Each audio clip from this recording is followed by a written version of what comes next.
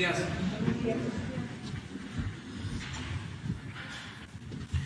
Bueno, como todos los martes, vamos a informar sobre el estado que guarda la salud y en particular lo que tiene que ver con la pandemia. Van a informarnos sobre este asunto tanto el doctor Alcocer como el doctor Ruy López Ridaura y Marcelo Ebrard.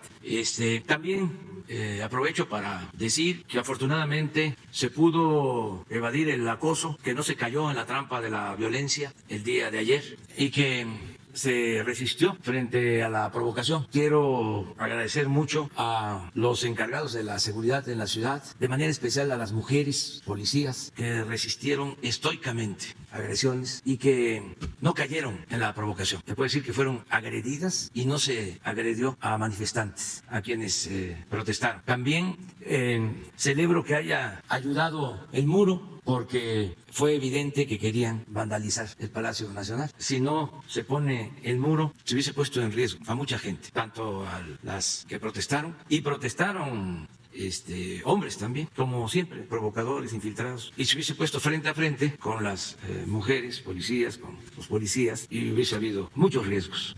Afortunadamente el muro ayudó a detener la provocación, aunque traían sopletes y marros y martillos, pero no hubieron, sobre todo, daños a las personas. Desde luego, sí, mujeres policías quemadas están siendo atendidas, no graves, afortunadamente, ni civiles ni policías graves. Salimos bien. Esto yo creo que muestra con claridad que somos distintos, que no somos represores, que se garantizan las libertades, se evita la confrontación, se evita la violencia y vamos a seguir adelante con el proceso de transformación del país. Esto no sucedía antes, cuando estaban saqueando impunemente a México. Esto es nuevo, estas protestas en contra del gobierno, con la bandera del feminismo, cuando en realidad todo esto está impulsado por el conservadurismo que está sintiendo afectados sus intereses y privilegios. Hasta me extrañó que ahora los medios de información, como fue tan evidente la provocación, no salieron a defender a quienes se manifestaron con violencia, como sucede en otros casos. No salieron a lanzarse en contra del gobierno. Los medios nacionales, los internacionales sí, el New York Times, el País, pues imagina, hay otro inglés.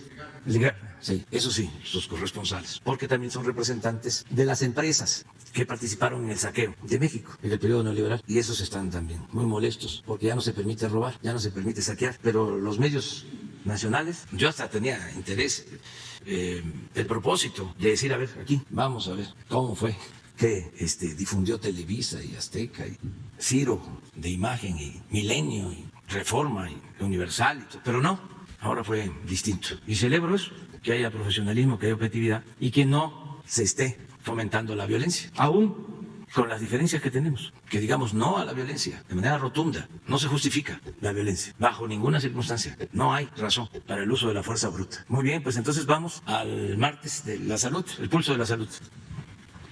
Con su permiso, señor presidente, muy buenos días a todas y todos ustedes. Los saludo con gusto, a ustedes y a quienes nos escuchan por todos los medios en el Pulso de la Salud. El Pulso de la Salud nos da permiso, nos da oportunidad de comunicar a la población cómo está la pandemia y también nos abre la posibilidad de algunos temas ligados a la salud con sus preguntas y después, además, con algunos temas que claramente se amplían en la tarde. Hace una semana señalábamos que 2021 es el año de la esperanza y estamos centrados, no exclusivamente, pero sí en forma relevante, en las vacunas. Les recuerdo que el objetivo general de las vacunas COVID-19 es contribuir significativamente a la protección equitativa y a la promoción del bienestar entre las personas, no solo en nuestro país, sino a nivel mundial. El acceso global, repito, equitativo a una vacuna, particularmente para proteger, en principio, a los trabajadores de la salud que combaten aún esta pandemia en la primera línea, y a los que están en mayor riesgo, sin discusión alguna, nuestros adultos mayores, es la única forma de mitigar la salud pública e impactar sobre el efecto económico de la pandemia.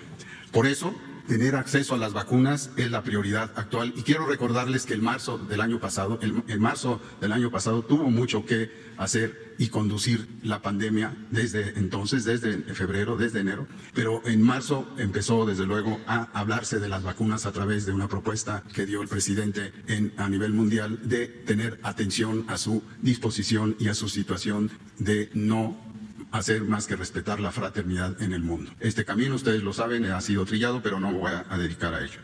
Señalar, sí, que la vacuna debe usarse junto con otras medidas de control. A más largo plazo, también la vacuna está destinada a utilizarse para inmunizar, posiblemente por tiempo prolongado, no lo sabemos, en forma activa a personas con riesgo y que no tengan el contagio y el desarrollo de la enfermedad. Esto se ha logrado, desde luego, en nuestro camino, que el día de hoy vamos a seguir puntualizando, y desde luego enfocado con la labor que se requiere a nivel internacional con el canciller, el canciller ha tenido una posición y sigue teniendo una posición primordial en este camino y en esta necesidad.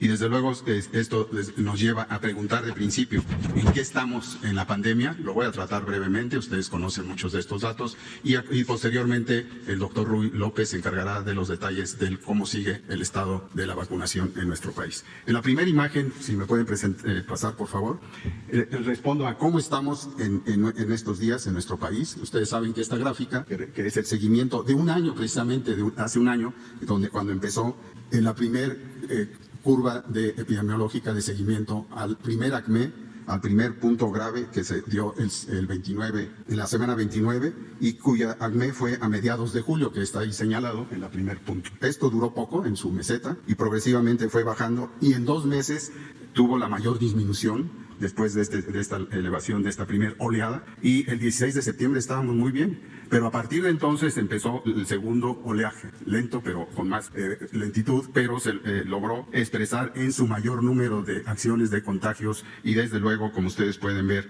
en el uso de camas, como veremos, y del número de casos, que fue en su mayor ACME en la semana 38 de 33.524, y que comparan con el segundo brote, segunda oleada, en la cual durante los últimos meses estamos logrando que esto disminuya en una forma un poco más rápida, pero desde luego esto no nos lleva a estar tranquilos. Hoy, si ustedes comparan en el extremo más bajo y el del primer oleaje y el que estamos teniendo, es prácticamente lo mismo que tuvimos en esa ocasión.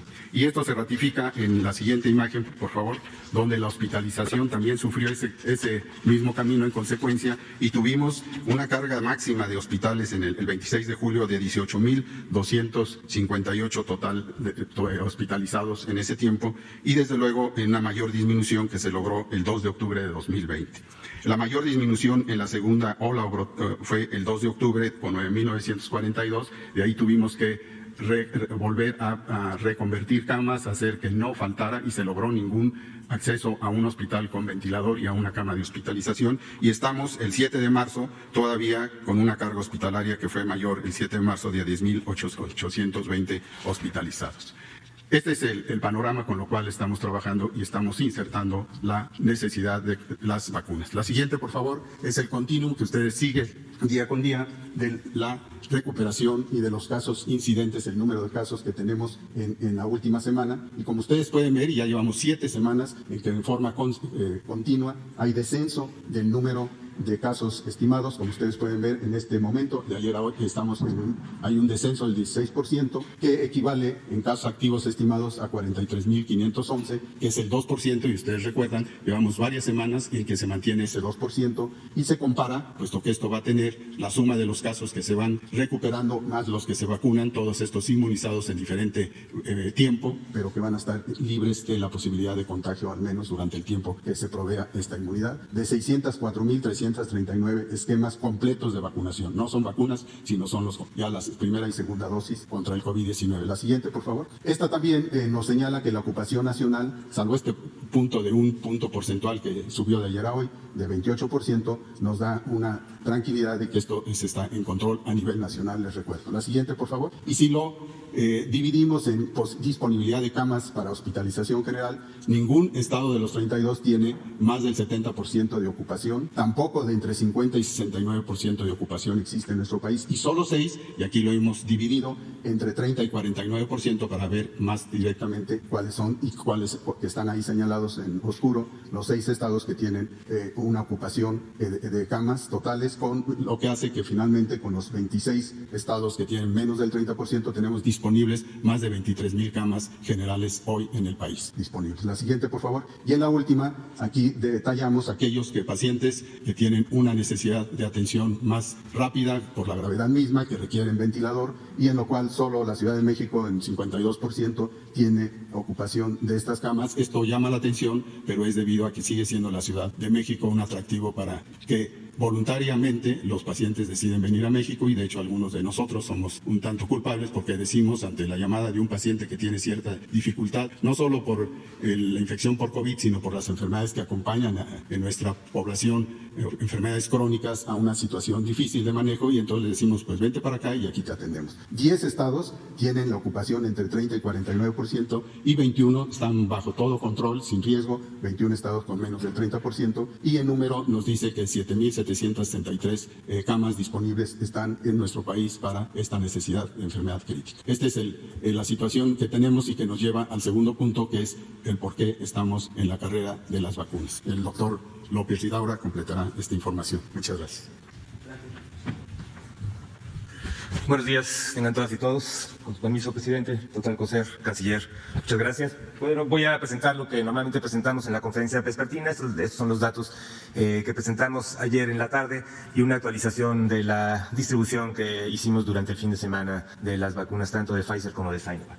El día de ayer se aplicaron un total de 51,802 dosis, distribuidas en varias entidades donde hay puestos activos, y esta es la distribución que se ve de todos los días a partir del 24 de diciembre, cuando se iniciaron la aplicación de vacunas con Pfizer, y cómo se ha visto en estas olas cuando ha llegado el arribo de vacunas, donde hemos tenido días que hemos llegado hasta 327,000 dosis aplicadas. La siguiente, por favor. Y es el acumulado, este es el acumulado a partir de ese día hasta el día de ayer. Llevamos un total de 2,849,630 dosis aplicadas, y como pueden ver, el cambio de la pendiente de esta curva también responde a el momento en el que están llegando las vacunas y en el momento que rápidamente inicia su aplicación. Tenemos un total de 2,059 dosis perdidas, estos por diferentes accidentes en los sitios de vacunación, pero esto solo representa una proporción menor de 0,07%, o sea que es un número totalmente esperado. La siguiente, por favor. Y esto es por grupos. En total llevamos 802,791 personal de salud vacunado, de los cuales el 73%, 586,910, ya cumplió su segunda dosis y por lo tanto el tratamiento completo. El personal educativo de Campeche recibió también su primera dosis, y prácticamente el 99%, 17,429, recibieron también su segunda dosis en su momento. Y en total, en personas adultas mayores, llevamos 1,425,037 personas adultas mayores. Todavía a ninguna, desde que empezamos la aplicación, todavía no se cumplen los tiempos para la segunda aplicación, cosa que será en las próximas semanas. La siguiente, por favor. Y eso es el total de los eventos supuestamente atribuibles a vacunación e inmunización. Recuerden que estos son eventos que se catalogan como tal, se clasifican como tal. Son en su gran mayoría, llevamos 11,096, pero la gran mayoría son leves. 68 de esos se han considerado graves, y son los que se han empezado las dictaminaciones en los diferentes comités que dictaminan esto, tanto a nivel local como a nivel nacional, para definir si lo que es supuestamente atribuible, si realmente está causalmente asociado a la vacunación. En general, los casos graves han evolucionado. Actualmente hay 19 que aún están hospitalizados, pero en general su estado de salud es estable. La siguiente, por favor. Y son las dosis que hemos recibido.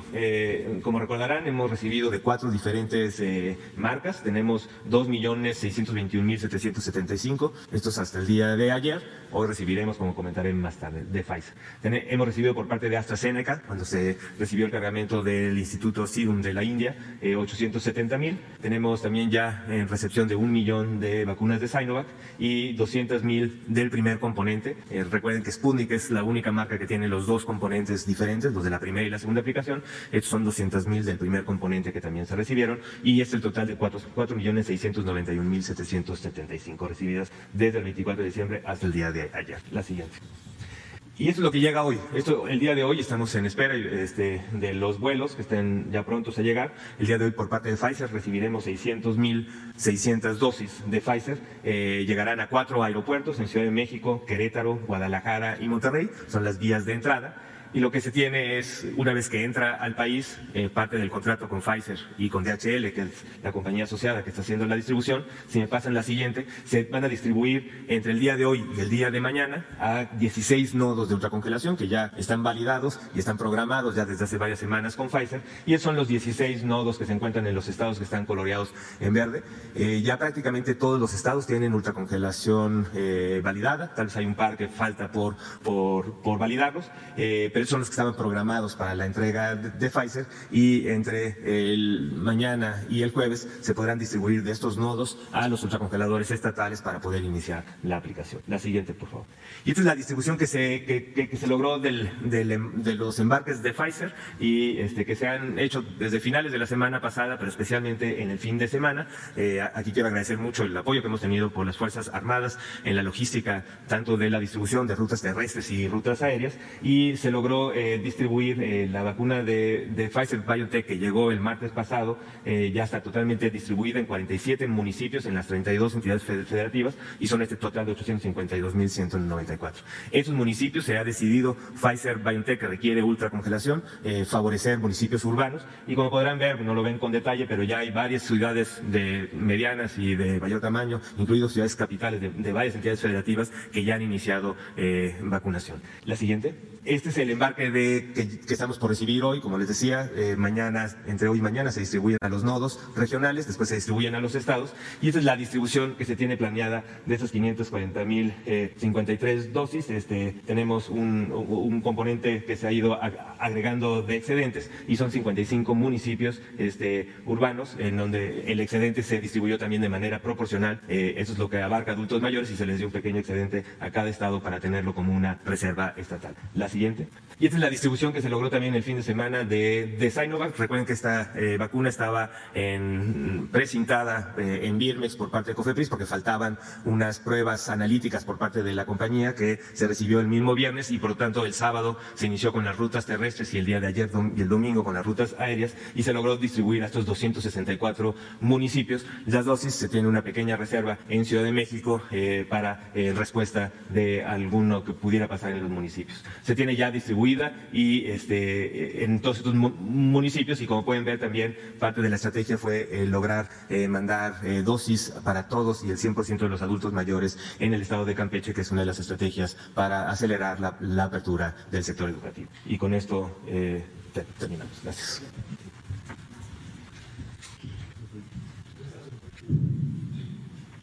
Sí, muy buenos días. Con su permiso, señor presidente, señoras, señores, compañeros. Bueno, les tengo hoy muy buenas noticias. Como resultado de una gestión que encabezó el señor presidente de la República personalmente, recibimos ya la confirmación de que tendremos una ampliación hasta 22 millones de dosis entre esta fecha y el mes de julio por parte de Sinovac, y una nueva vacuna que estaría llegando a México muy pronto, que se llama Sinopharm, que como ustedes saben se está aplicando en este momento en 15 países del mundo, empezando por China, que es donde se está fabricando. Entonces, gracias a esta gestión que encabezó el presidente de la República, nos ha comunicado el gobierno de China y su embajada en México. Aquí hago un paréntesis para desde aquí mandarle nuestra gratitud y un saludo muy afectuoso al embajador Xu Qingqiao, que se ha encargado de darle seguimiento a este diálogo que tuvo con el presidente cuando el presidente estaba convaleciendo de COVID. Bueno, pues nos han comunicado que se ha ampliado el contrato para acceso temprano de la vacuna de Sinovac, y nos han abierto la vacuna Sinopharm. Entonces, vamos a adicionar 10 millones de dosis de la vacuna Sinovac, que como ustedes saben, aquí ya se informó, ya se está aplicando en México, y la vacuna Sinopharm, que ya está autorizada en varios países del mundo. Aquí menciono algunos: Argentina, China, Emiratos Árabes Unidos, Hungría y Perú, entre otros. Va a presentar su solicitud de autorización a COFEPRIS para su uso de emergencia en México en estos días, y se va a concretar la compra de 12 millones de dosis de acceso temprano entre marzo y junio del presente año. Esto nos da un total de 10 millones más, como ya dije, de Sinovac, 12 millones más dosis Sinopharm. Las dos vacunas son de doble dosis. Entonces, esto es una gran noticia porque nos permite ampliar el ritmo de vacunación que al presidente le preocupa mucho que se haga. La siguiente, por favor. Informar, ya lo dijo aquí Rui, de que ya se inició la distribución, ya no me detengo mucho aquí, Sinovac, o sea, ya se está aplicando en México, se recibió el viernes la autorización y los análisis que nos hacían falta, entonces ya está en plena distribución, y con la noticia que hoy tenemos, pues ya pueden planear en la Secretaría de Salud el ritmo que debe tener esto, que va a ser muy importante. La siguiente, por favor. Informarles de CanSino que vamos a recibir, ya tenemos envasados los primeros 3 lotes de la vacuna, ya están en proceso Kayak, que es un laboratorio muy especializado COFEPRIS para el análisis de calidad, y esperamos entonces que se inicie la distribución ya para aplicarse en México a finales de marzo. Esta vacuna nos interesa, además, porque es de una sola dosis, entonces va a reducirnos la logística y el tiempo para la vacunación, así nos lo indicó el secretario de Salud, el doctor Alcocer, desde hace varios meses, y la buena noticia es que ya a finales de marzo, si todo sale bien, tendremos esta vacuna. Aquí ven ustedes ya los lotes, estos ya están hechos en México, envasados y están listos. Finales de marzo, en cuanto termine Kayak sus análisis de calidad y seguridad. La siguiente, por favor. Próximos arribos. Bueno, ya se mencionó de Pfizer es hoy, 600.600 dosis. Próximo 16 de marzo ya recibimos autorización de la Unión Europea para que se nos envíen 667.875, esto es el próximo martes. Es buena noticia, ya están autorizadas. El día 11 de marzo se espera que lleguen a nuestro país 3 millones de dosis a granel de CanSino, que son las que se van a envasar para lo que dije de finales de marzo. Y el día 13, esta semana, el sábado, se espera el arribo a nuestro país de 1 millón de dosis más de la vacuna de Sinovac. Entonces, esto el día 16 de marzo, el día 11 de marzo CanSino, el día 13 de marzo Sinovac con otro 1 millón de dosis. La siguiente, por favor. Informarles muy brevemente de otra preocupación que ha tenido el presidente, que nos ha encargado mucho, que son las vacunas en el exterior. Aquí me detengo en lo que es Estados Unidos. Estamos trabajando en Atlanta, Denver, Houston, Las Vegas, Los Ángeles, Phoenix, Sacramento y St. Paul. Próximas jornadas de vacunación en sede consular está Atlanta el día 20, Boise el 19 de marzo, Las Vegas el 23, Los Ángeles el 14 de marzo, Sacramento todos los lunes, Salt Lake City el 20 de marzo. Y aquí están algunas imágenes. La siguiente, por favor. Y el día 8, ayer se inauguró el centro de vacunación en el consulado en Sacramento, que va a permitir cubrir los 24 condados de la región. Aquí están algunas imágenes. Empezamos el día de ayer. Y, señor presidente, este sería el informe. ¿No está ¿Soy? Sí. Vamos a introducir lo de unas ambulancias que se adquirieron. El año pasado, de manera voluntaria, los altos funcionarios del gobierno aportamos para enfrentar la pandemia. Incluso algunos no cobramos completo el aguinaldo, o no se cobró el aguinaldo. Se hizo un fondo con todas estas aportaciones de alrededor de 130 millones de pesos. Y ese dinero se decidió destinarlo a la compra de ambulancias para los 80 hospitales del IMSS Bienestar, que son los hospitales que dan servicio en las zonas más pobres y marginadas del país. No ajustó lo que se cooperó, los 130 millones, porque cuestan las ambulancias, pero el INSABI puso lo que hacía falta y ya se van a tener las 80 ambulancias, una por hospital, que esta es una muy buena noticia. Allá para Benemérito de las Américas, o Guadalupe Tepeyac, o Matías Romero, donde están estos hospitales. Entonces, adelante, Zoe.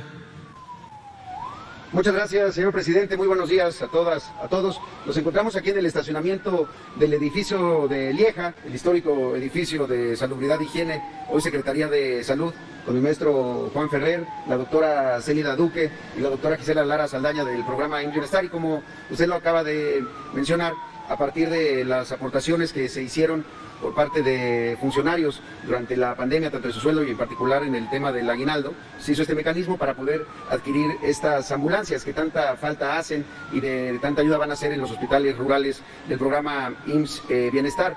El día de hoy estamos dando el banderazo de estas primeras 24. Ya están adquiridas 20 más que están en funcionamiento en algunas ciudades para traslados de pacientes COVID y el resto ya están en producción y a finales de este mes también estarán listas para enviarlas. Comentar que son ambulancias de verdad que muy bien equipadas de urgencias, con camillas de posiciones para traslados, también para soporte de vida, con monitores de signos vitales, reanimación cardiopulmonar, desfibrilador, laringoscopio, en fin, la verdad que tienen muy buenas condiciones también en términos de su potencia y de su altura, porque siempre andan en caminos difíciles. Y estas 24, como usted lo acaba de mencionar, serán para 10 estados. En Oaxaca, lugares como Huajuapan de León, Miahuatlán, Tlaxiaco, Matías Romero. En Chiapas van a Benemérito de las Américas, a Motocintla, Altamirano, a Mapastepec también. en el caso de Puebla a San Salvador el Seco, Ixtepec, Tepeji y Rodríguez. Esta en particular es la que se va al hospital de Mascanú, allá en Yucatán, también en Oxuscap, irá otra a Yucatán, y otras tantas a Durango, Michoacán, Chihuahua, San Luis Potosí, Tamaulipas.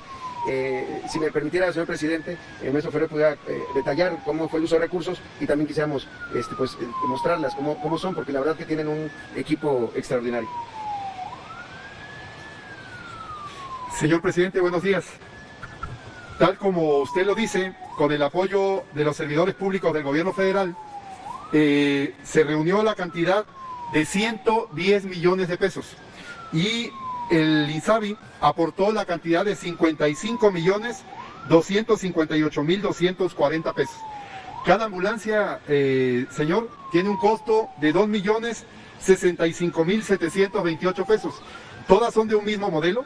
Son a los 80 hospitales del IMSS Bienestar del país que usted instruyó que se compraran, y darle las gracias a los servidores públicos del gobierno federal que con su aportación de quincena y de aguinaldo pudieron hacer posible reunir la cantidad de 110 millones de pesos que hacen que compremos 80 ambulancias para 80 hospitales del IMSS Bienestar. Muchas gracias a todos los trabajadores del gobierno federal, señor presidente, y gracias a usted por estar pendiente de estos hospitales que, como usted también sabe, serán reforzados en este año en cuanto a infraestructura, según sus instrucciones, y también de equipamiento. Muchas gracias. Si nos permite, señor presidente, quisiéramos solamente enseñar cómo está este equipamiento. Me acompaña el doctor Jorge Saldaña, que, bueno, nos decía de cómo esto es de gran utilidad para las condiciones en donde operan estas ambulancias. Doctor Saldaña, ¿se puede comentar brevemente? Sí, buenos días. Mire, primero agradezco el apoyo porque esto nos va a servir bastante, más para la población que menos tiene. Pero básicamente lo que quiero explicar es las características que tienen las ambulancias. Es una ambulancia de urgencias básicas, y no porque diga básica es algo menor. Quiere decir que el soporte de vida que tenemos es adecuado para los hospitales con los que nosotros trabajamos o damos atención. Bueno, pues es una ambulancia que tiene un sistema de aislamiento térmico, de tal manera que los pacientes que vayan adentro no sufran de las inclemencias del tiempo. También los materiales con los que están hechos pues son lavables, son durables, son de alta calidad, pueden ser lavables, y nos garantizan que la durabilidad que tengan estos van a soportar todas las inclemencias que nosotros soportamos en los hospitales del programa.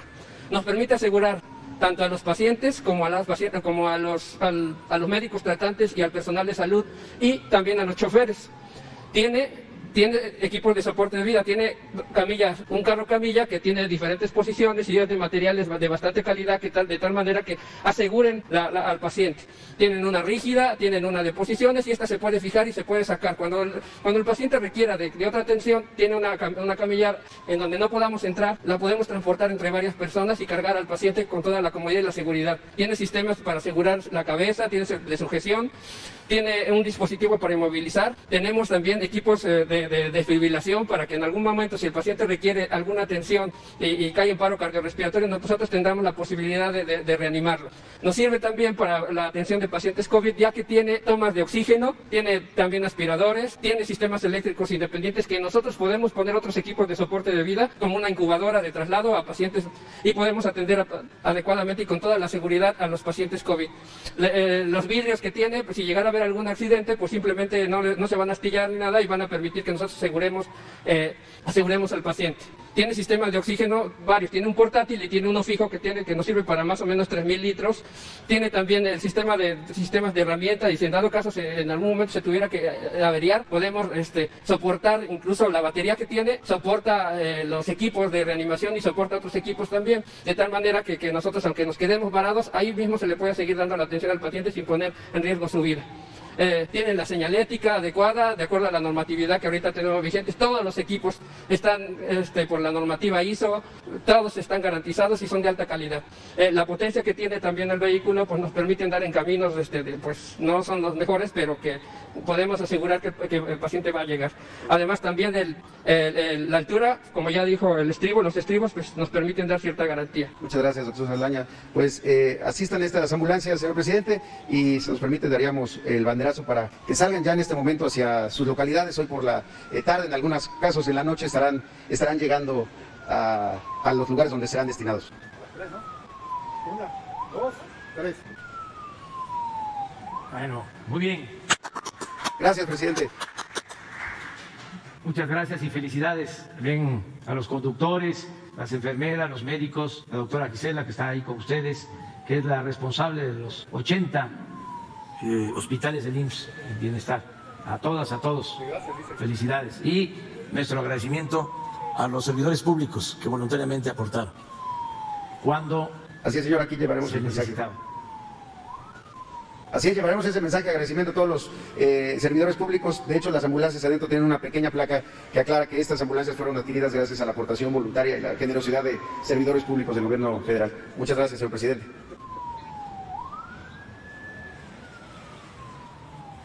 Gracias, gracias. Bueno, abrimos para preguntas y respuestas. Mujeres, las dos. Buenos días, presidente. Meme Yamel de México News y sin censura. Aprovechando que es el pulso de la salud, preguntarle, presidente, ¿cómo va el tema de las medicinas que se habrían gestionado con la ONU? Se había mencionado que en febrero se iban a realizar estas adjudicaciones de los contratos y bueno, siguen por ahí las protestas que también se han politizado bastante sobre estos medicamentos. Entonces, empezar preguntándole sobre eso y también en el tema del pulso de la salud, preguntarle, presidente, algo que se ha mencionado mucho y que nos quedó claro con esta pandemia es que si no existe una Secretaría de Salud, si no existe un acceso y unas instituciones sólidas, particularmente hospitales, instalaciones, pues no hay país que lo resista, ninguno pudo. En México traíamos un déficit de hospitales, se prometieron sus construcciones, eso ya sabemos que no las concluyeron ni mucho menos, y esta administración ha estado inaugurando hospitales, pero preguntarle, presidente, ¿cuántas instalaciones, cuántos hospitales más tienen pensados inaugurar como para solventar la necesidad de estos hospitales para la población mexicana y que, bueno, expertos han mencionado que esta no va a ser la última pandemia, sino que vendrán muchas más y que esto no vaya a ser un problema hacia el futuro? Bueno, pero como ustedes saben, estamos atendiendo el fondo del problema para garantizar el derecho del pueblo a la salud. Desde antes de la pandemia ya habíamos visitado 80 hospitales, ya teníamos un diagnóstico de la situación tan deplorable del sector salud en todo. Hospitales en proceso, es decir, inconclusos, más de 300, porque lo único que les importaba era la construcción, mejor dicho, la corrupción, el robar. Entonces, daban contratos a empresas pensando nada más en la construcción, el equipamiento, o si había médicos, eso ya no les importaba. Era empezar a hacer la obra, porque en eso recibían un soborno, un moche. Entonces, ni siquiera terminaban las obras. Dejaron hospitales por todos lados. Estamos ahora apenas recuperando un hospital que dejaron sin terminar del seguro, precisamente, en Ticul, Yucatán. Una famosa APP. Ahí está, como un monumento a la corrupción. Apenas se está llegando a un acuerdo. No el seguro, era público, pero ahora va a ser el seguro social. Y así muchos. Construidos en barrancas, recuerdo el de Matías Romero, que de plano ya no vamos a poder continuar construyéndolo, porque se hizo una barranca y con el temblor se quebró. Entonces ya sería costosísimo, improcedente ya seguir con ese hospital, ese se queda abandonado, pero otros los hemos venido rescatando, ya llevamos 120 de los que heredamos, inconclusos, terminados, unos muy grandes, otros medianos, y vamos a continuar mejorando la infraestructura. Lo segundo, el abasto de medicamentos. Una mafia controlaba todo lo relacionado con la compra de los medicamentos. Impresionante, al grado de que ya llevamos más de 2 años en el gobierno y todavía, como tú lo acabas de mencionar, no terminamos de adquirir todos los medicamentos en el extranjero, que fue lo que nos propusimos, porque aquí se tenía monopolizado todo lo relacionado con los medicamentos. 10 distribuidoras le vendían al gobierno cada año alrededor de 70,000 millones de pesos. Y todas estas empresas vinculadas con políticos corruptos y con medios de comunicación. De ahí la campaña en contra de que faltan los medicamentos, sobre todo el uso, la manipulación de los padres y de niños con cáncer, que en efecto hay falta de medicamentos, pero los agarraron con ese propósito para ver si dábamos marcha atrás y caíamos otra vez con PISA y con todos esos laboratorios y con esta mafia que vendía los medicamentos al gobierno. No podíamos comprar afuera porque la ley lo prohibía. tuvimos que hacer cambios a la ley para hacer las adquisiciones afuera. De ahí que hicimos el convenio con la ONU para que ellos nos ayudaran a comprar todos los medicamentos. Y se está avanzando, ya se hicieron las primeras licitaciones, pero también tenemos comunicación con Corea del Sur y con la India. Y ya muy pronto no solo vamos a tener los medicamentos garantizados para este año, completos, para todo el sector salud, sino para el resto del sexenio. Ya vamos a resolver eso en definitiva. Luego, los médicos. Aquí también recuerdo el caso de Yucatán, 3 hospitales del IMSS Bienestar sin pediatras. Bueno, lo que dejó de manifiesto la pandemia, tuvimos que capacitar, formar, que esto fue una gran labor, a miles de médicos generales para atender la pandemia, porque no se tenían ni se tienen especialistas. Durante todo el periodo neoliberal se abandonó la educación y no tenemos los médicos que requiere el país, ni los especialistas. Por eso también ahora hay un plan, ya este año se amplía el número de alumnos que van a poder estudiar para una especialización, ya es al doble, eran el año pasado 9.000, 10.000 y ahora van a ser 20.000. Y está abierto un programa de becas también para los que quieran ir a formarse al extranjero. Y lo otro, que también es importante para fortalecer el sistema de salud pública, los trabajadores. Encontramos más de 80.000 trabajadores contratados como eventuales y muchos con bastantes años de antigüedad. Hicimos el compromiso de que se van a ir basificando poco a poco, todos. Y además, ahora hicimos también el compromiso de que todos los que se contrataron por la emergencia del COVID no sean despedidos una vez que se termine la emergencia, como lo deseamos todos, sino que se queden trabajando en el sector salud. Entonces, todo eso es lo que estamos haciendo.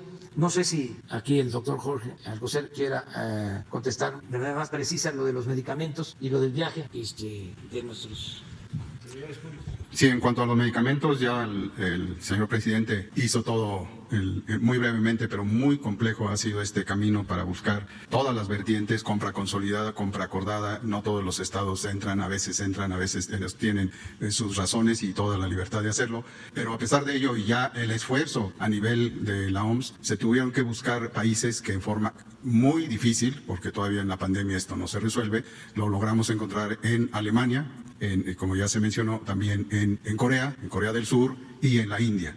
Ambos países, también hay otros, pero estos son los que empezamos. Y tenemos 2 enfoques: a lo más urgente, lo más necesario, desde luego, que son medicamentos que son difíciles de encontrar porque también a nivel mundial tienen problemas de producción, igual que en las vacunas, pero aquí en la producción de algunos fármacos se dejaron en empresas, como es el caso de nuestro país, monopólicas, que daban servicio, daban el camino de uso de los medicamentos, por ejemplo, los antineoplásicos contra el cáncer, se tienen que ajustar dosis, se tienen que mezclar, se tienen que sumar 2, 3, hasta 4 medicamentos para poder llegar a las condiciones óptimas que la biología celular del paciente que tiene cáncer requiere para lograr abatir con la mínima posibilidad de tener efectos colaterales. Ese manejo especializado, pues es precisamente lo que se está magnificando en cuanto al origen del problema. El problema, ya lo señaló el señor presidente, tiene ese contexto de la corrupción y del acaparamiento y del monopolio.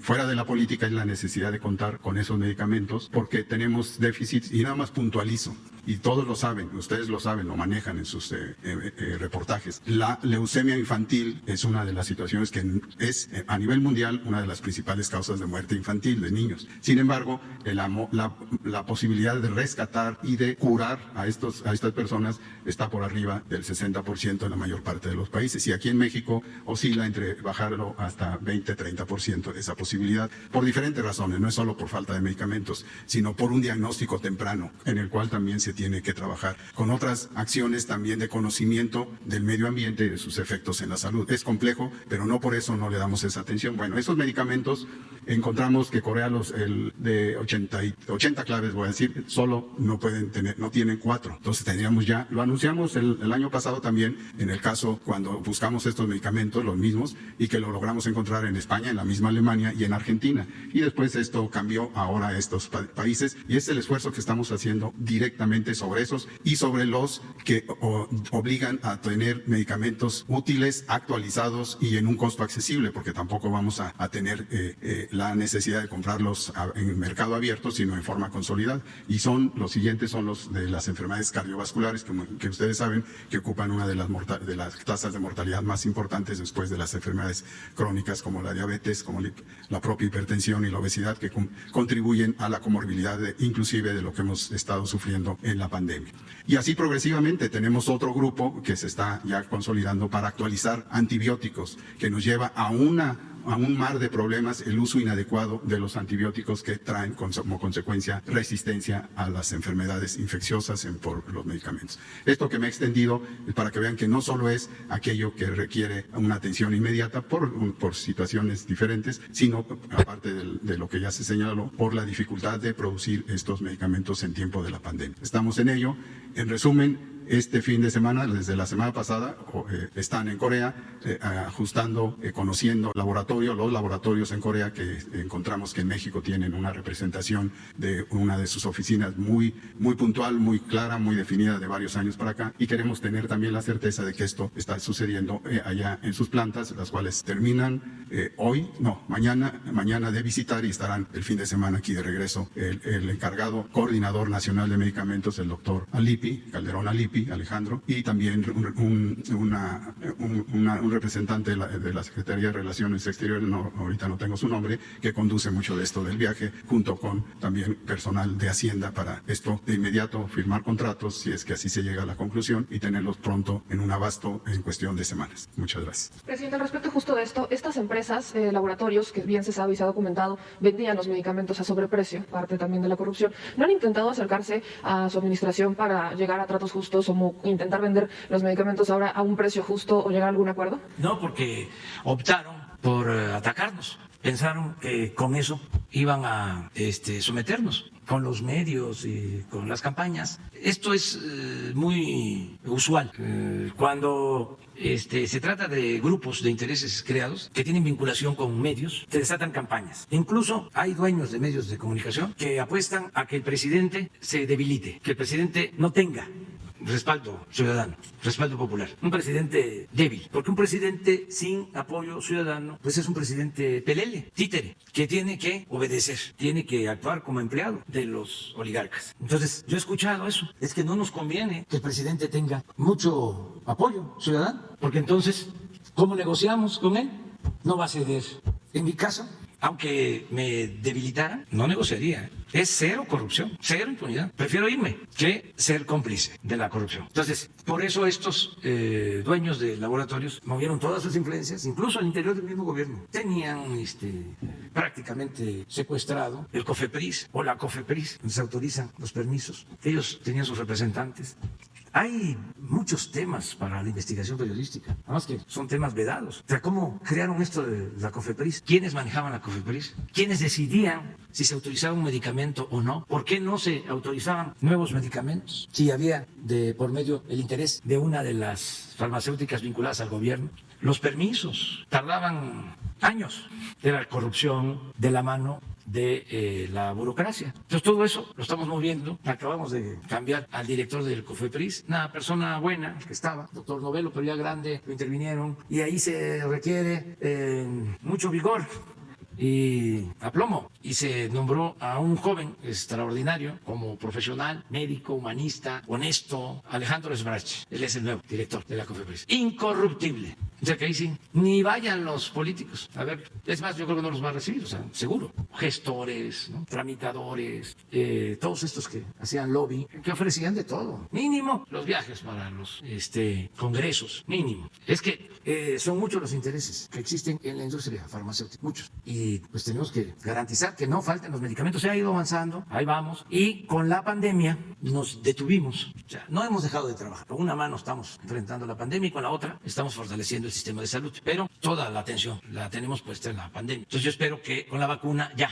podamos dar más atención al sistema de salud en general y dejar un buen sistema de salud pública. Atención médica, medicamentos gratuitos. Decían, por ejemplo, que no iba a ser posible la gratuidad en los institutos de salud. Y ya está aplicándose. Se puede ir a nutrición, se puede ir a cardiología, a los institutos, y hay gratuidad. Es decir, no se cobra la atención. Y esto lo queremos extender a todo el país. Garantizar como nunca lo que ya está en la Constitución, el derecho a la salud del pueblo. Y ahí vamos avanzando. Presidente, en un segundo tema, aprovechando que está el canciller Marcelo Ebrard, la semana antepasada se presentó esta reforma migratoria en Estados Unidos que se está discutiendo en el Congreso de Estados Unidos. Usted ya tuvo esta primera reunión oficial con el presidente Joe Biden, pero me gustaría preguntarle si la Cancillería, o a través de esta posibilidad que tiene de cabildear, va a buscar la forma de sugerir el punto sobre las víctimas de odio. Se lo menciono porque en Sin Censura entrevistamos a 2 víctimas de odio de las varias que existen en Estados Unidos, migrantes mexicanos de Stockton que fueron quemados. Estuvieron mucho tiempo en el hospital, se les prometió atención por parte de sus estados natales y no hubo. Si bien hay un acompañamiento por parte de la Cancillería, pues estas personas lo perdieron todo. No tienen papeles, no tienen este apoyo, han sido de alguna manera acompañados en el proceso, pero la persona que los agrede está detenida por intento de homicidio y no por un tema de odio, por un acto de odio en contra de estas personas. En Estados Unidos hay una iniciativa que de hecho está en la Cámara Baja, donde se busca no solamente resarcir el daño a las víctimas de odio, de crímenes de odio en Estados Unidos, sino que se les busca hacer una justicia mucho más puntual. Entonces, mi pregunta va enfocada a eso. El gobierno mexicano, ¿qué buscaría hacer para que los héroes vivientes, los mexicanos que tuvieron que emigrar a Estados Unidos, no queden desprotegidos, que se les pueda resarcir el daño, que se les pueda ayudar incluso económicamente, porque lo pierden todo, no tienen papeles, están en un desamparo total y encima, ¿no?, víctimas de odio y no hay una justicia puntual hacia ellos? ¿Qué podría hacer ahí el gobierno mexicano a través de la Cancillería o a través de esta relación que se tiene directamente con el presidente de Estados Unidos? Con su permiso, señor presidente. Bueno, en primer lugar hemos manifestado a la administración Biden que nosotros vemos con profunda simpatía las iniciativas que ha venido presentando. Destaco algunas de ellas. Evidentemente la más relevante es la que tiene que ver con el reconocimiento de ciudadanía a pues más de 11 millones de mexicanas y mexicanos que están por allá, según los datos del último censo de los Estados Unidos. Lo vemos con mucha simpatía porque pues, es simplemente sacarlos de una situación de extrema fragilidad, que es lo que tú acabas de describir, para que tengan una vida plena de derechos. Es una decisión interna de Estados Unidos, pero eso no impide que manifestemos nuestro punto de vista con todo respeto.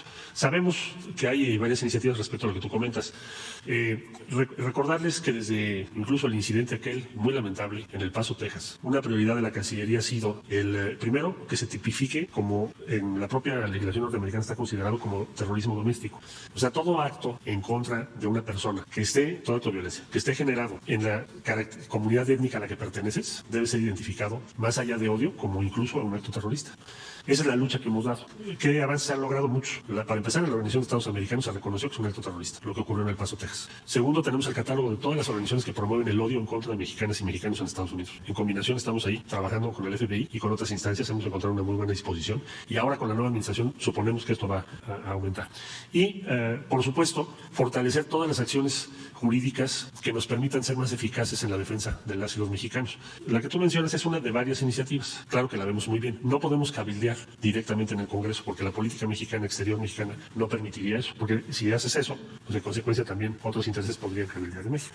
Pero no quiere decir ello que estemos en una posición pasiva, sino que el respeto que le debemos a la autonomía de los Estados Unidos y a su soberanía, nosotros con lo que las leyes nos permiten, tenemos que dar respaldo a todas las y los ciudadanos connacionales mexicanos en Estados Unidos que sean víctimas de ese tipo de delitos o del hostigamiento, el racismo y otras formas de violencia, que no necesariamente es violencia física. Sí estamos trabajando en eso. Disculpe, puntualizando en este caso, es el caso, por ejemplo, de Patsy y Jorge, son migrantes mexicanos de Oaxaca y Guanajuato. A ellos detuvieron al agresor y está preso, pero por homicidio. Ni siquiera es por terrorismo ni nada. Y la persona, o sea, su pareja, que también lo ayuda, está en libertad. Ellos han apelado incluso a preguntar si podrían ser aptos a algún tipo de visa de protección o algún tipo de acompañamiento, digamos, más puntual por parte de las autoridades mexicanas para cambiar la forma en la que están procesando actualmente a su agresor. Eso se podría... Bueno, puedo revisar el caso con mucho gusto, los argumentos, ahora que concluya la conferencia, que los pasas y los revisamos. Claro que sí. Con mucho gusto. Y ya por último, presidente, solo plantearle rápido. Hay una queja ciudadana que se nos hizo llegar, es constante, de hecho, en redes sociales. El día de ayer en la manifestación feminista se ve como los policías, usted bien lo menciona, pues no atacaron, no golpearon, no nada.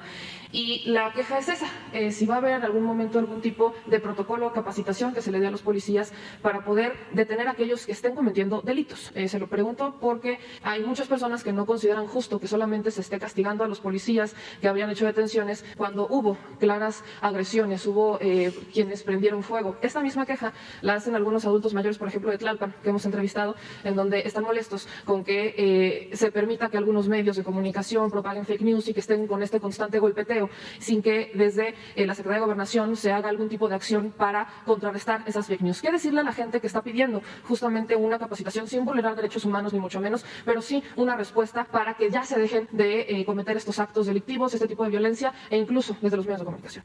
Bueno, se portaron muy bien todos los elementos de seguridad, sobre todo, repito, las mujeres policías. Hubo un momento muy difícil, a ver si tenemos ahí las imágenes, en donde están incendiando una parte de la valla para quitarla, y se ve a una persona con gasolina, y van a ver cómo con escudos, son mujeres policías que están resistiendo. Me habló la jefa de gobierno en ese momento para decirme, las están agrediendo, avasallando, vamos a tener que meter hombres para apoyarlas, porque resistieron mucho, las quemaron. Entonces, yo pido comprensión y al mismo tiempo expreso mi reconocimiento más sincero a todos los policías y en especial a las mujeres policías, a sus familias, porque el no responder también ayuda mucho, porque estos provocadores pues lo que buscan es que haya daños mayores. Si con lo que pasó la prensa de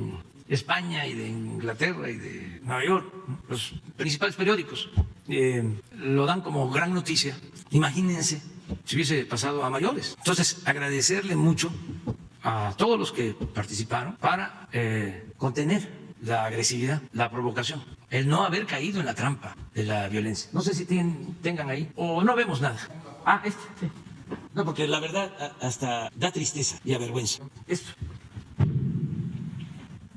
Y estas que están aquí son mujeres.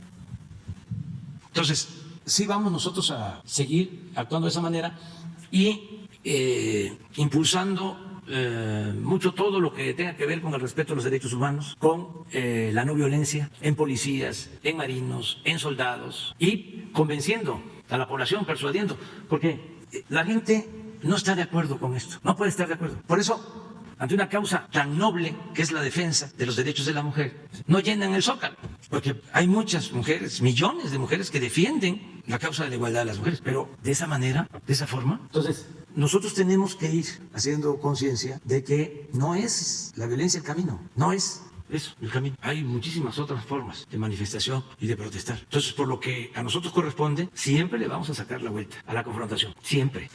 Se van a quedar con las ganas los conservadores, autoritarios, pensando de que vamos a reprimir. No, como decía el presidente Juárez, nada por la fuerza, todo por la razón y el derecho. Y convencer y persuadir, todo esto a nuestros opositores les afecta. Yo ni debería decirles, pero bueno, no se le puede negar un consejo a nadie.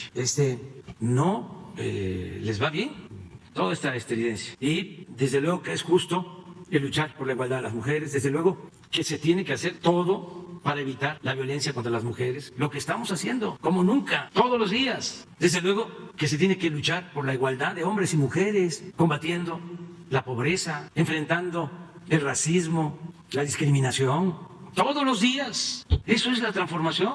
Por eso sostengo de que en este movimiento, si hay mujeres que sinceramente defienden la causa de la igualdad, también hay muchos infiltrados con otro propósito. Quieren es debilitar al gobierno, debilitar al presidente. Llegan al Zócalo y antes, porque tienen otras demandas, teníamos que cuidar la catedral, la Ciudad de México, el gobierno de la Ciudad de México, el antiguo ayuntamiento, porque ahí está la sede del gobierno de la ciudad. Ahora no, ahora es aquí. En el caso de la sede del gobierno de la Ciudad de México, no hubo ni siquiera vallas. Nadie estuvo allá. Ahí estuvo vacío siempre. Estaban aquí. Y sí, el propósito era, por eso se molestaron también con lo de la valla, porque si no hubiese habido valla, era cuerpo a cuerpo, con daños mayores, y llegarle pues con esa gasolina a la puerta del Palacio y quemar, e incluso hasta meterse.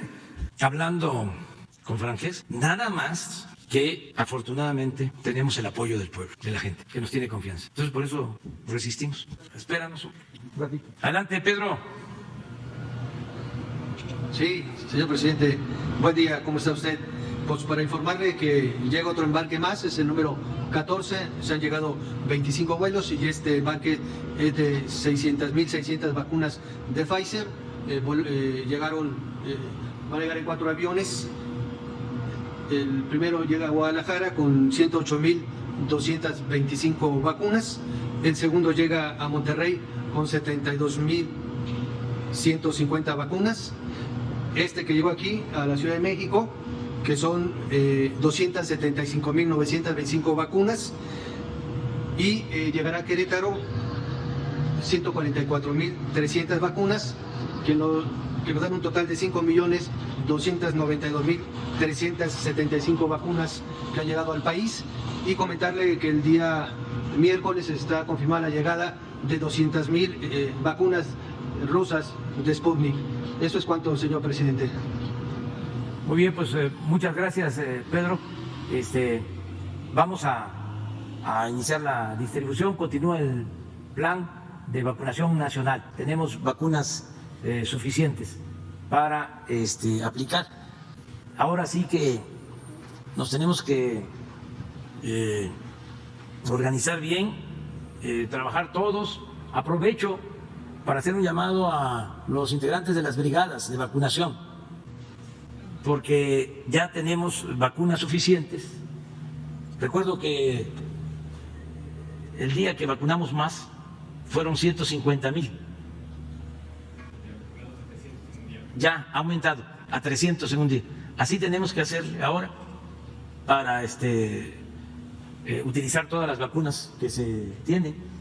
Esto pues requiere de que las brigadas sigan trabajando, los coordinadores en los estados, quienes son coordinadores de las brigadas, los integrantes de las brigadas que son del gobierno federal, tanto servidores de la nación como enfermeras, médicos, personal de la Secretaría de Marina, personal de la Secretaría de la Defensa. Agradecer mucho a las Fuerzas Armadas por el apoyo en toda la logística para llevar las vacunas hasta los lugares más apartados, y estamos trabajando. Aquí está Luis Ramírez, el director también del ISSSTE. Estamos trabajando todos de manera coordinada. Muchas gracias, Pedro. Muchas gracias. Sí, señor presidente. Bueno, ahora vamos. Buenos días, presidente. Daniela Escobar, de Tiempo.t, Coahuila. Preguntarle, bueno, hace unos días usted puso algunos videos de spots en campañas anteriores en las que se utilizó el eslogan, la frase de AMLO es un peligro para México. Y últimamente ha habido, esta alianza de la oposición PRI-PAN-PRD han conformado diferentes eventos en los que se han manifestado también, por supuesto, en contra de su administración. Tiene que ver mucho también con una situación que, el propio Rubén Moreira, que está encargado, por ejemplo, en el caso de Campeche, de comisionado especial electoral, han corrido algunas imágenes de que incluso se ha reunido con Antonio Solá, quien fue precisamente quien argumentó o armó toda esta campaña. De hecho, ya en algunos eventos se manejan frases como que Morena es una tragedia para México. Preguntarle precisamente sobre este asunto, ¿cómo ve que pudiera formarse otra vez este tipo de situaciones, sobre todo por los señalamientos que hacen en cuanto al manejo de la pandemia, en cuanto a otro tema de los medicamentos, en cuanto a otro tipo de situaciones? ¿Cómo observa usted que pudiera regresar ese tipo de campañas, sobre todo en el marco también de lo que estuvo mostrando hace unos días? ¿Vale? Ya son otros tiempos.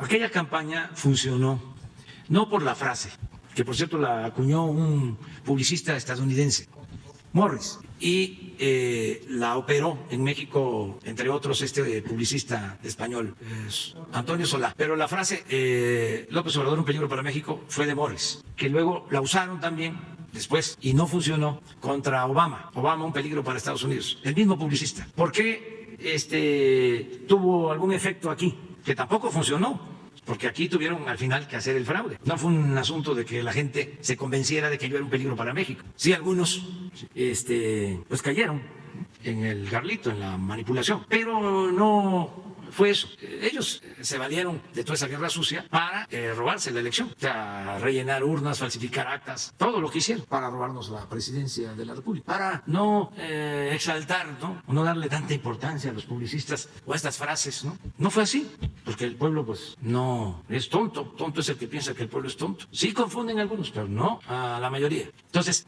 lo que en ese entonces tuvo más efecto es que esa frase la repetían y la repetían día y noche en todos los medios de información, porque era una estrategia hitleriana de Goebbels. Según Goebbels, una mentira que se repite muchas veces puede convertirse en verdad. Y en ese tiempo ellos podían hacer eso, porque tenían el control casi absoluto de todos los medios de información, de la radio, de la televisión, de todos los medios. Entonces, imagínense que en la mañana no votes por López Obrador porque va a haber fuga de capitales, va a haber devaluación, ¿sí? Crisis económica, y se caía una bicicleta. López Obrador, peligro para mí. No votes por López Obrador porque te vas a quedar sin trabajo. ¿Tienes uno de esos? Vamos a ver. O se caía una barda. Va a haber crisis económica. Había un señor bajando su cortina y López Obrador, un peligro para México. Entonces, era día y noche, día y noche, día y noche. Fue tan fuerte esa campaña, ¿sí? que sí tuvo, ¿sí? Pero no fue determinante, vamos a decir, pero sí tuvo efectos. Ahora pueden usar una muy buena frase, la que sea, pero primero pues ya no les creí. Y segundo, ya hay otros medios, no hay el acaparamiento que había. Es que yo fui a Televisa a decirles, oigan, nos detuvieron en plena campaña esta, dejaron de salir nuestros mensajes, que eran además muy pocos. Y la respuesta fue, es que no nos han pagado. Y sí se les había pagado. No, ¿cómo no? Sí, ya les pagamos. Ah, pero para que inicie nos tienen que pagar por adelantado. Y en tanto conseguíamos para pagarles por adelantado, pasaron 2 semanas. Imagínense que era la única forma de poder contrarrestar eso. Porque habían periódicos, pero para una campaña de ese tipo que avasallaba, no se podía contrarrestar. Ahora es distinto. Ahora, por eso hablo de las benditas redes sociales y los mismos medios. Ya en la campaña pasada, volviendo a Televisa, no quiso Televisa pasar el documental en contra nuestra, que hizo, creo que Claudio X González con Quintero. Por cierto, es muy amigo el corresponsal del New York Times, de Claudio X González. Ya ven que yo también me rozo, ¿no? Con la clase alta y convivo con fifís, pues ahí me entero esas cosas. Ya no es ahora lo mismo. Les decía lo de Televisa.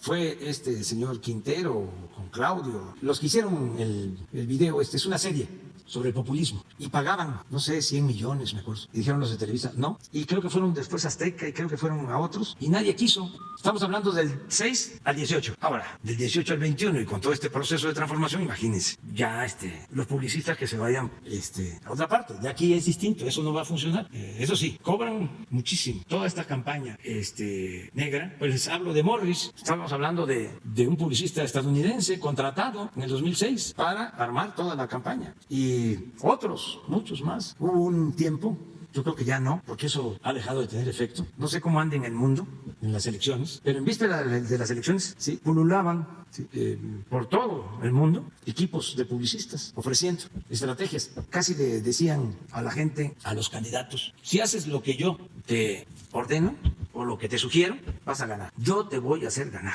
Entonces, a ver, ¿qué me sugieres? Les decían, ¿no? Pues es que te tienes que reír, no te ríes. Entonces ahí veían a los candidatos, a las candidatas, todo el día, ¿no? Tienes muy grande este colmillo, te lo tenemos que limar, te necesitamos una estiradita, ¿sí? Tienes que hablar así. Todos los guiaban, y eso estaba de moda. Y medirle, ¿no? Subiste medio punto, ya subiste un punto, tienes que decir esto. Yo recuerdo que cuando el debate que me toca enfrentar a Anaya, sí, acababa de pasar un debate entre el presidente Trump y la señora Clinton, y el presidente Trump, pues se le fue encima a la señora, ¿no? Entonces, porque son los mismos publicistas. Viene a hacerme lo mismo Ricardo, ¿no? Igual, porque además los que organizaron eso, los del INE, creen que me estoy chupando el dedo. Todo armado, ¿sí? Para trampearnos, todo. Y ahí fue donde, cuidado con ya no lo digo. Entonces ya no funciona eso. Y qué bien, o sea, que se esté, una vez hablando del feminismo, que en ese entonces no se cuestionaban esas cosas, y menos si venían de ellos. Cuando el debate con el presidente Peña, sale una señora muy bella, ¿no? Esbelta, para entregarnos los boletos y las cámaras ahí, para ver qué iba yo a hacer. Claro, todos, hubo uno que sí, pero no pasó nada, pero era para mí. Otro día era el jefe de gobierno, y no en mal plan, sino que se veía normal. Llega una señora también muy bella, muy gentil, muy buena persona, que le ayudaba al señor Broso. Algunos de ustedes, yo creo que Carmen, que ya lleva tiempo, se debe de acordar. Teníamos así también conferencias, y era mi cumpleaños. Y llega la señora con un abrigo, pero era nada más el abrigo. Entonces, imagínense que la señora venga a felicitarme, ¿no? Que están todas las cámaras y todo. Pero le agradezco mucho porque me di cuenta y le dije lo que yo pensaba y sigo pensando, ¿no? Que era una gran dama y que la respetaba. Y ya no caminó hacia mí, nada más dice así. Entonces, todo eso tiene que ver con los medios, ¿no? Y la publicidad, los expertos, ¿no? Un día vamos a hablar también de las empresas que hacen encuestas. Ese es otro asunto. O sea, de las que hacen encuestas a la medida del cliente, cuchareadas. Pero en fin, a ver cómo está lo de la bicicleta. ¿Son tuyos esos 20 pesos? Sí, es mi billete. 20 mandados, 20 pesos. ¿Y si te digo que hubo una devaluación y que tus 20 pesos ya solo valen 10? Me estás mintiendo, ¿verdad? Aquí dice 20 pesos. Me estás bromeando. ¿No te parece maravilloso que nuestros hijos ya no entiendan lo que nosotros sufrimos tantas veces? Esto es producto de 10 años de estabilidad económica. Apostarle algo distinto es retroceder. Defendamos lo que hemos logrado. Consejo Coordinador Empresarial. Así era antes. Consejo Coordinador. Ahora, ¿cómo se llama? Bueno. A ver, sí. Ahorita seguimos. Sí. ¿Sí o no? Muy bien. Estamos Si nos pueden informar, oficial. Si nos pueden informar. No hay audio. Sí, nada más que nos informen. Si nos informa, oficial. ¿Nos puede informar? Buenos días, señor presidente. ¿Sí me escuchan? Sí. Soy el coronel médico cirujano Humberto Ortiz Castañeda, saludándoles desde el estado de Jalisco, aquí en el Aeropuerto Internacional de la Ciudad de Guadalajara. En estos momentos está arribando el avión de jet cargo procedente de Estados Unidos con vacuna Pfizer en una cantidad de aproximadamente 108,000 dosis que van para los estados de Jalisco, el estado de Michoacán y el estado de Aguascalientes. En estos momentos se está procediendo a hacer la descarga y a través de DHL se va a distribuir la vacuna en los estados que mencionamos. Esa estrategia es parte del accionar del Plan Nacional DN3 en apoyo al Plan Nacional, Estrategia Nacional de Vacunación contra el COVID-19. Actualmente en el estado de Jalisco se han vacunado casi un 92% de personal de salud de primera línea y con las dosis que han arribado hasta el día de hoy podremos hacer una cobertura de 30% de los adultos mayores. Aquí en el estado de Jalisco se está iniciando la vacunación en la zona metropolitana, estamos vacunando Tlaquepaque, vamos a vacunar próximamente Tonalá, se ha vacunado la costa con la vacuna AstraZeneca y estamos actualmente vacunando los Altos de Jalisco con la vacuna Sinovac. Esa sería el accionar de la aplicación del Plan DN3 en apoyo, reitero, a la Estrategia Nacional de Vacunación COVID-19, señor presidente. Muchas gracias, doctor.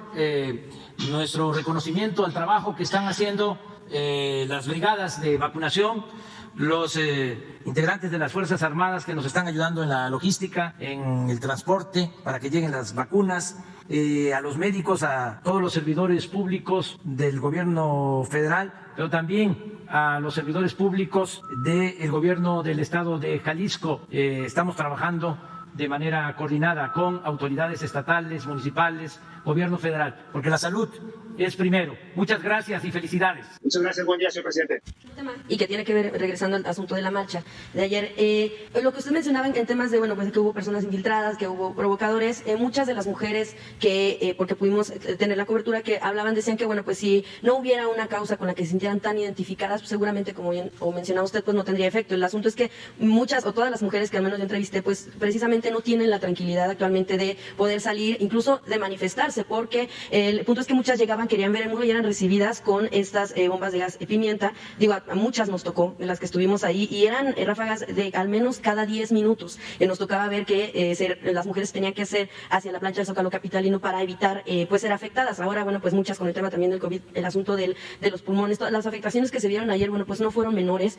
Lo que observamos también es que sí hubo una especie, un protocolo que se salió en algún momento tal vez de las manos, porque sí hubo agresiones directas contra mujeres, muchas de las que ni siquiera estábamos vandalizando, nos llegó a tocar. De hecho, lo que mencionaba Marabunta, este grupo que acompaña a algunas manifestantes, es que volvieron a ver cosas que se veían en gobiernos anteriores, con Calderón, con Peña Nieto, muchas de las actuaciones, y que el protocolo finalmente sí fue violado porque no se les trató con dignidad a las propias mujeres policías. Pues es el propio gobierno quien las pone ahí.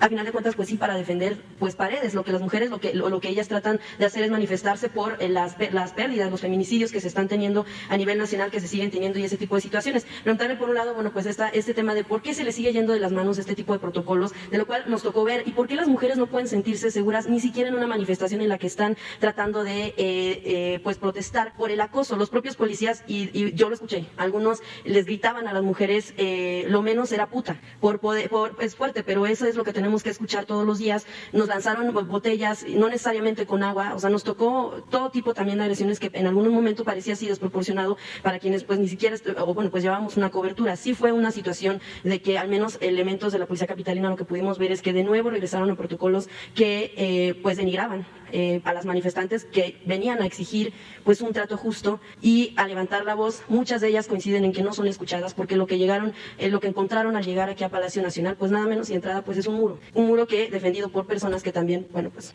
ponen en riesgo su vida. Sí, yo no comparto ese punto de vista, lo respeto, desde luego. Yo creo que fue una provocación y que es una causa justa el defender la igualdad de mujeres con hombres, la igualdad y el derecho a la vida y el que no se permita la violencia, pero no se puede, no se debe enfrentar la violencia con la violencia. Y fue un acto de provocación abierto, descarado. No era una manifestación en el centro del Zócalo con un templete donde hablan las mujeres, ¿no?, pidiendo respeto, que se castigue el machismo, que no se permitan los crímenes a las mujeres. No. Era martillo y mar, y gasolina y fuego. Eso es lo que predominó. No solo aquí, en toda la marcha, en todo el paso. Monumento a la Revolución, destruido, centros comerciales destruidos y aquí. Entonces, no, fue una agresión de parte de la autoridad hacia quienes protestaban. Yo creo que fue una provocación abierta. Incluso lo de los gases eran los extinguidores. Sí, bueno, sí hubo... Para apagar el fuego. Sí, pero sí hubo afectación. O sea, sí se nota la diferencia entre el extinguidor, sí, y también una bomba de gas pimienta. O sea, no te llenan los ojos con o sea, sí es muy distinto. Ahora, sí. Yo le preguntaba más bien sobre también los protocolos. Y por eso empecé diciendo que si bien lo que menciona de los infiltrados, etcétera, también hay o sea, sí llegan como al tema de las mujeres sentirse identificadas, porque no sienten ni siquiera ese tipo de seguridad. Si no hubiera eso, bueno, pues como usted lo menciona, no irían. Pero en tema de protocolos, estas personas de Marabunta, de ellos son los que nos mencionaban todo lo que hablan, lo de las piedras, sí, lo de las bombas, pero ellos se repiten. Pero ellos toman partido. Esta organización que tú mencionas. O sea, yo vi el reporte, dice, nos retiramos, dice, porque no se están cumpliendo los protocolos de parte de la autoridad. Y no estaban viendo donde estaba el señor hablando, era muy cerca de esto. O sea, mucha falsedad, mucha hipocresía, mucha manipulación. Había muchas mujeres en el centro de la plancha, porque también muy pocas. Sí había una cantidad importante, sobre todo muchas cantaban ese tipo y coreaban ese tipo de consignas. Es decir, yo lo que quisiera preguntarle, presidente, es a esas mujeres que de manera legítima se están manifestando y que por querer acercarse a lo mejor al muro también recibieron parejo, pues, la agresión. Todo nuestro respeto, nuestra admiración para quienes luchan por la justicia, por la igualdad, todo nuestro respeto. Incluso, estos excesos, a ver, ¿cuántos están detenidos? ¿Cuántos están en la cárcel? A pesar de eso, no somos iguales. Esa es nuestra principal defensa ante el autoritarismo. Ese es nuestro escudo. No somos iguales. Entonces, eso es lo que también les molesta mucho. Porque lo que buscan es que actuemos de manera autoritaria. No, aquí es al revés. A ver, por ejemplo, los hombres. Yo recuerdo que cuando estábamos nosotros en nuestra lucha, mucho antes de ser opositores, cuando estábamos estudiando como jóvenes, decíamos, el que no brinque es charro, ya escuchaba, el que no brinque es macho. Pero ¿qué hacían los hombres ahí? Si era de las mujeres, la manifestación, pero no viendo, no observando, sino pateando y tirando piedras. Y a ver, ¿este organismo dijo algo de esto? No, es como los intelectuales y actores, que carta abierta, ¿no? A ver, yo quisiera que se manifestaran sobre esto, si consideran que esto es adecuado. Claro, ser bajo firmante no significa estar aquí en el Zócalo. Es muy cómodo, como son famosos y fifís. Y bueno, ya finalmente lo otro que le preguntaba, que tiene que ver... Vamos a ver nada más lo de... Mira.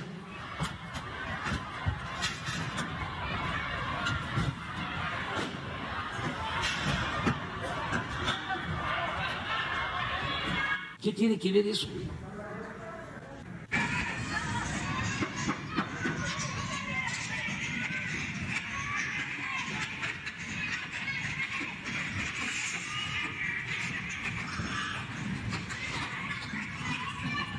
Miren, el marro.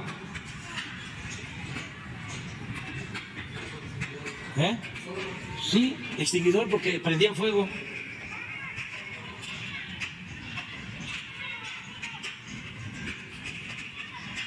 No, eso no.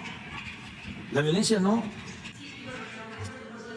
Porque son cuestiones sí separadas, el asunto de el tema que traen las mujeres también, de no sentirse escuchadas y de llevamos años defendiendo a las mujeres, años, más que muchos, muchísimo tiempo en defensa de las mujeres, luchando por la igualdad. Y hay constancia de eso. Y lo hacemos todos los días. Tan es así, yo voy a los estados y estoy hablando con hombres y con mujeres y no hay esta actitud. Últimamente los de Frena, que es así, guardadas las proporciones, un movimiento sectario, los de Frena, pero tampoco tuvieron éxito. Bueno, nada más justo sobre ese asunto, lo que le mencionaba de lo que decían algunas de las mujeres, y que es lo que quería terminar de decir, lo que tiene que ver con el no sentirse escuchadas, porque lo que mencionaban es que en un señalamiento, en el de sí creerle a las víctimas, en un señalamiento en contra de alguien, como ya hemos estado con el tema de Félix Salgado Macedonio, no se dio un paso atrás, ni siquiera para decir que se separe de la candidatura en lo que es investigador, y si no le alcanza el tiempo, pues que ya no sea candidato. Esa fue la principal.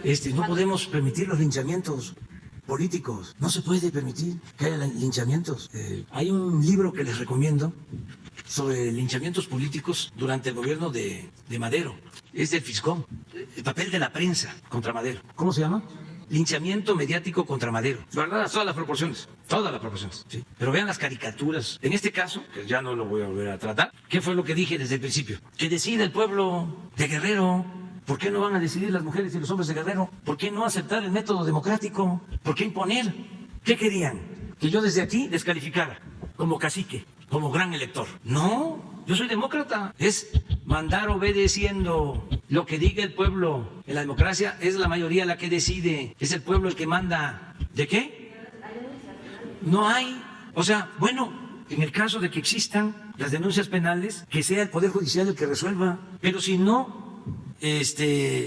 lo quiere el pueblo y no hay delitos, nada más porque ya se tomó como bandera y vamos a irnos acarreados sin argumentos. No, sí, y delitos también.